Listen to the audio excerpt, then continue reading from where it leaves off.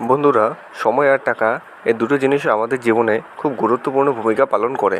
কারণ টাকার জন্য আমরা আমাদেরকে বাকিদের থেকে আলাদা রাখতে পারবো, যেমন একটা ভালো বাড়ি, পপুলারিটি, রেপুটেশন আর আমাদের মনের মতো জীবন ইত্যাদি। আর যদি এখনও সময়ের কথা বলি, সময়ের দাম টাকার থেকে অনেক বেশি। কারণ আমরা যতগুলো টাকা খরচা করি না কেন, আমরা পেরিয়ে যাওয়ার সময়কে আর ফিরিয়ে আনতে পারবো না।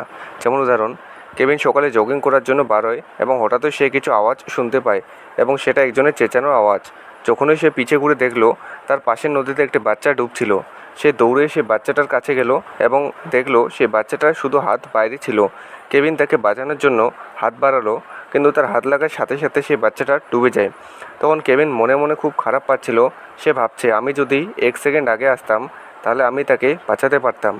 এখান থেকে আমরা এটা বুঝতে পারি যে আমাদের জীবনের এক এক সময়ের দাম অনেকটা বেশি।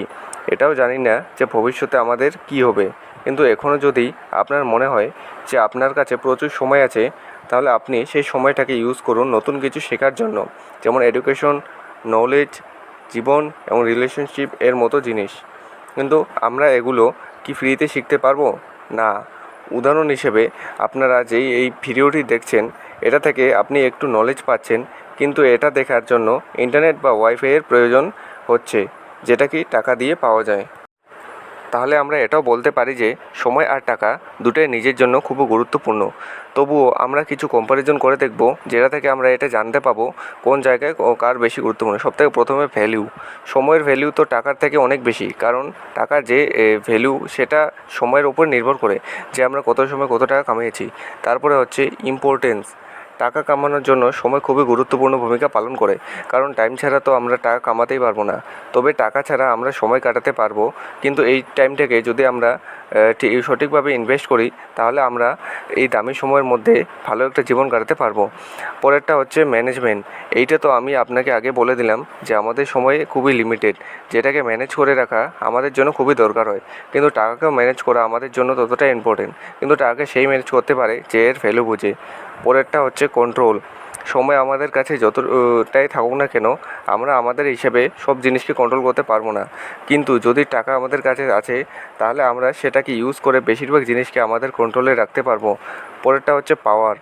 সময়ের কাছে কোনো জিনিসই কন্ট্রোল করার মতো পাওয়ার নেই, কারণ সময় কন্টিনিউ চলতে থাকে। কিন্তু যদি আমরা একে ঠিকভাবে বুঝে নিই, তাহলে আমরাও আমাদের স্বপ্নকে পূরণ করতে পারবো। পরেরটা হচ্ছে পারচেস। যদি আমাদের কাছে অনেকগুলো সময় আছে, তাহলে আমরা সেই সময়টাকে ঠিকভাবে ইউজ করে যত চাই তত টাকা কামাতে পারবো। কিন্তু আমাদের কাছে যতই টাকা থাকুক না কেন, আমরা পেরিয়ে যাওয়ার সময়টাকে আনতে পারবো না। তারপরেরটা হচ্ছে লিমিটেশন। আমাদের কাছে একদিনে মাত্র 24 ঘন্টাই থাকে, এই জন্য এক এক মিনিট আমাদের জন্য ভীষণ গুরুত্বপূর্ণ। কারণ যেটা সময় চলে গেছে সেটা কখনো ফিরে আসবে না, কিন্তু এই লিমিটেড সময়টাকে ইউজ করে আমরা আনলিমিটেড টাকা কামাতে পারবো। লাস্ট হচ্ছে ডিসিশন মেকিং। যে কোনো ডিসিশন নেওয়ার আগে আমাদের সময় একটা ভীষণ গুরুত্বপূর্ণ জিনিস, আর সঠিক সময় সঠিক ডিসিশন নেওয়া আমাদের জীবনকে বদলে দিতে পারবে। এবং অন্যদিকে টাকা ও ডিসিশন নেওয়ার সময় খুবই গুরুত্বপূর্ণ ভূমিকা পালন করে।